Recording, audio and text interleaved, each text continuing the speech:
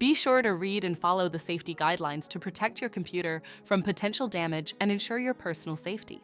For more information about safety guidelines, see the owner's manual at dell.com/support. Before you begin, turn off the computer and disconnect all the attached peripherals. Loosen the captive screws holding the base cover in place. Using a plastic scribe, pry the base cover from the palm rest assembly, starting at the top edge and working your way around to release it from all sides. Now lift the base cover from the palm rest assembly. If your computer is unable to enter service mode, disconnect the battery cable from the system board. To remove the solid-state drive 2230, identify the solid-state drive and remove the screw securing it. Lift the drive out of the system. To reinstall the solid-state drive 2230, place it back in the system